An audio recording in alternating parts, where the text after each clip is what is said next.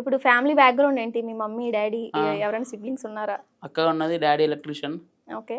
Dealership ఒకటి bore Mitra అని ఉంటుంది, దానికి డీలర్. Mummy house wife.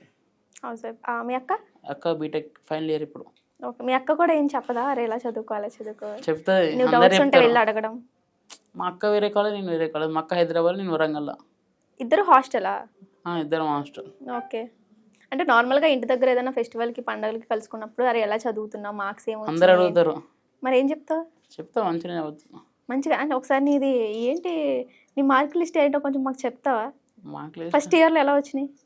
పర్లేదు, మంచిగా వచ్చినాయి. మంచిగా అంటే ఎంత రా అంటే ఒక స్కోర్ ఉంటుంది కదా. ఇది మా డాడీ చూస్తే నాకు చుక్కలు. అదేంటి మీ డాడీకి చూపించవా తర్వాత రిజల్ట్ వచ్చిన తర్వాత ఇన్ని మార్క్స్ వచ్చినాయి ఎంత వచ్చినాయి ఏం అడగరా? చూపిస్తా. మరి అప్పుడు ఎలాగో చూసేసిందే కదా, నేను అడుగుతున్నాను ఇప్పుడు. అసలు మా పర్లేదు. పర్లేదు చెప్పు. ఇంటర్వ్యూ చూసేవాళ్ళు ఎవరైనా అంటే నీకు జాబ్ ఈ లోపు. ఇది ఇంటర్వ్యూ ఎట్లుంది తెలుసు ఇప్పుడు, ప్లేస్మెంట్ ఇంటర్వ్యూ. అవునా? నువ్వు అలా ఫీల్ అవుతున్నావా? అంటున్నా అట్లా.